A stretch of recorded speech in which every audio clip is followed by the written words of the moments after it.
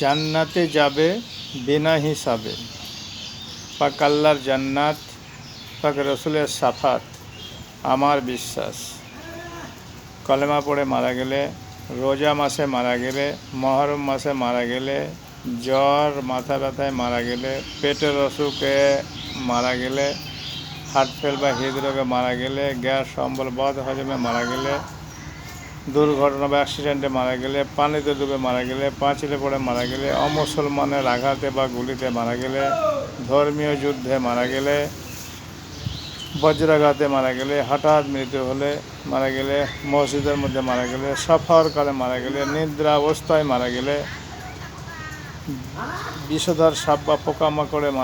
কামড়ে মারা গেলে, ক্ষেতের মধ্যে মাঠে ঘাটে কাজ করতে মারা গেলে, লেবার মাঠে ও কারখানায় বিদেশে কর্মাবস্থায় মারা গেলে, আল্লাহর ওলির দরবারে মারা গেলে, হাসপাতালে মারা গেলে, গাছ পড়ে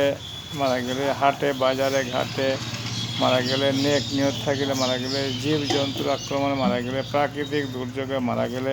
ক্যান্সারে মারা গেলে, বাবা মা থাকাকালীন মারা গেলে, যে কোনো ভাইরাসে মারা গেলে, খুব শীত ও খুব গরমে মারা গেলে, কোনো হেফাজতে মারা গেলে, কোনো রাজনীতির শিকার হয়ে মারা গেলে, তওবা করে মারা গেলে, আল্লাহ রসুলের নাম নিয়ে মারা গেলে, রবিবার থেকে শুক্রবারের মধ্যে মারা গেলে, হজে গিয়ে মারা গেলে, ভুল চিকিৎসায় মারা গেলে, যুদ্ধ বোমার অ্যাক্সিডেন্টে মারা গেলে, মারহাবা ইয়া রসুল্লাহ বলে মারা গেলে বেহিসাব জান্নাতে যাবে আমার বিশ্বাস।